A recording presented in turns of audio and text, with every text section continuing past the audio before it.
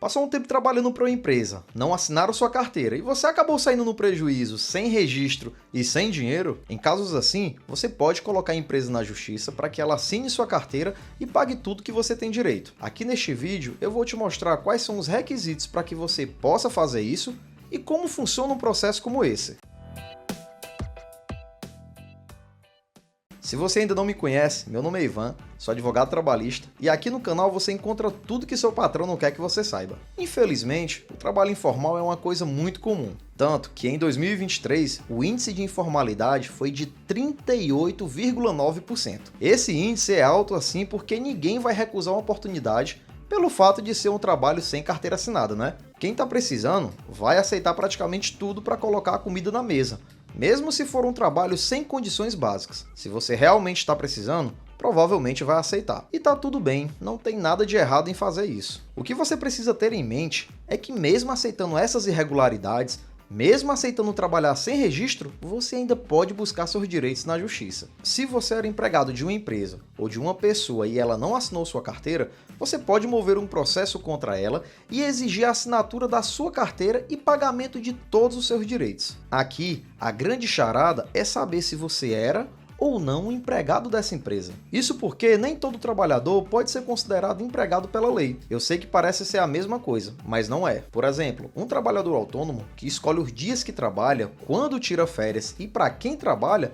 não é um empregado. Já um técnico de enfermagem que tem um horário de trabalho fixo, que tem que seguir ordens e que não decide os dias em que trabalha, é um empregado. Para ter uma ideia se você pode ou não ser considerado um empregado, responda as seguintes perguntas. Você tem um horário de trabalho fixo? Você trabalha mais de 3 dias por semana? Você já foi punido ou ameaçado de punição por faltar? Você tem um chefe que te diz como você deve trabalhar? Se respondeu sim para todas as perguntas, é provável que você tenha direito à carteira assinada. São 3 requisitos principais para que você seja considerado empregado. Você tem que trabalhar de forma habitual, subordinada e receber salário por isso. Não tem muito segredo. É pensar se você trabalha da mesma forma que um empregado comum ou se tem algum tratamento diferenciado. Se você na prática trabalha como um funcionário comum, você pode ser reconhecido como um empregado. Se você acha que realmente era um empregado comum e não teve sua carteira assinada, o primeiro passo é reunir todos os documentos para comprovar o que aconteceu. Se você não tem ideia de quais os documentos são esses, vou deixar aqui na tela um outro vídeo em que eu te mostro como provar que você trabalhou sem carteira assinada. Com todas essas provas em mãos, você precisa falar com um advogado da sua confiança. Diz para ele que você trabalha sem carteira e que quer cobrar seus direitos. O advogado vai te fazer algumas perguntas sobre como era o trabalho para ter certeza se você pode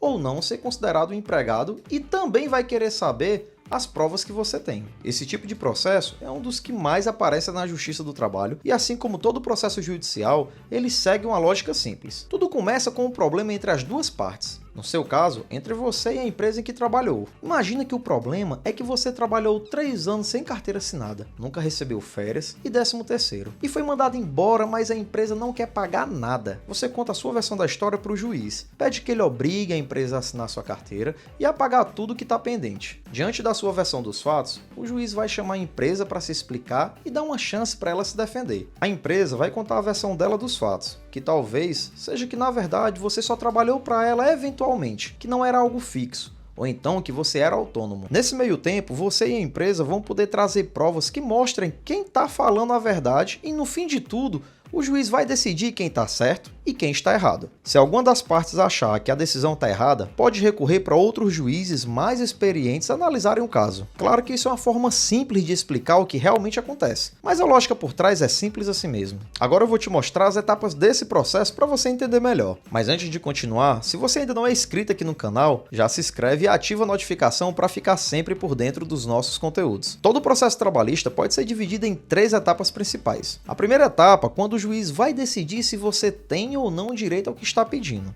A segunda etapa é quando você e a empresa poderão recorrer do que o juiz decidiu. A terceira e última etapa é quando o que foi decidido tem que ser cumprido. A seguir, eu vou te mostrar cada uma dessas etapas, quanto tempo em média cada uma leva e quando cada uma começa e termina. A primeira etapa do processo começa com o seu advogado enviando para a justiça um documento chamado de petição inicial. É nessa petição que seu advogado vai contar a sua história, fazer seus pedidos e fundamentar cada um deles. Além disso, é nesse momento inicial que devem ser juntados todos os documentos que comprovam o que você está dizendo. Tudo isso é enviado através de um sistema eletrônico. Geralmente, depois de enviar essa petição inicial, o sistema já marca a primeira audiência automaticamente. Não existe uma data fixa ou tempo limite para quando essa audiência vai ser marcada. Em lugares com menos processos, essa audiência fica marcada para 1 ou 2 meses depois. Já em varas mais antigas, com mais processos, esse tempo pode ser de mais de 6 meses. Depois de marcar essa audiência, o juiz vai enviar uma carta para a empresa, para informar que você entrou com o processo, avisar a data da audiência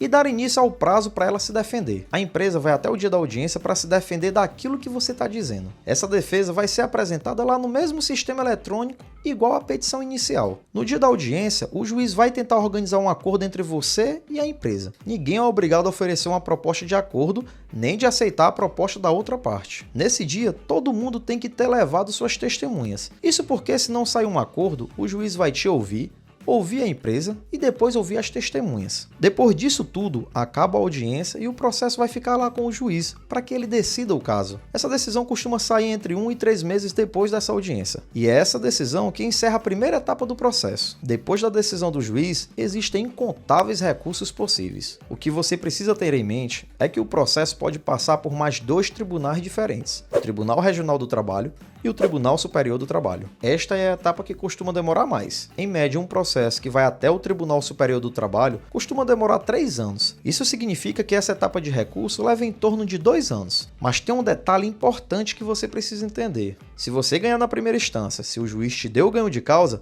para a empresa recorrer, ela vai ter que desembolsar um bom dinheiro. Para recorrer até o Tribunal Superior do Trabalho, a empresa pode ter que depositar no processo quase R$50 mil. O objetivo desses depósitos é garantir que, caso a decisão seja mantida, esses valores já sirvam para pagar a dívida da empresa. Isso aí é algo exclusivo da Justiça do Trabalho e ajuda muito para impedir que as empresas recorram por qualquer motivo e também fazem com que o trabalhador receba seu dinheiro mais rápido. Depois de todos esses recursos, a decisão vai se tornar definitiva e vai chegar na hora de cumprir aquilo que foi decidido. Por incrível que pareça, no Brasil precisamos de uma fase do processo só para fazer cumprir aquilo que já foi decidido. Se o processo tiver ido até o Tribunal Superior do Trabalho, ele vai retornar para aquela primeira vara que analisou o caso e o juiz vai mandar a empresa pagar a dívida em 48 horas, sob pena de bloqueio das suas contas. Se a empresa não tem dinheiro em caixa, esse processo pode levar anos para conseguir encontrar bens que sejam suficientes para pagar a dívida. Isso porque pode ser necessário ir atrás do patrimônio dos sócios da empresa para conseguir algo. Se você chegou até aqui, é porque realmente está preocupado com seus direitos e quer entender a fundo sobre eles. Você provavelmente é aquele tipo de pessoa que não se contenta com qualquer coisa e também com qualquer profissional. Por isso, recomendo que você assista esse vídeo aqui. Lá você vai saber como escolher um advogado para o seu caso. Se você gostou, não esquece de curtir e se inscrever aqui no canal. Obrigado por assistir até aqui, um abraço e até o próximo vídeo.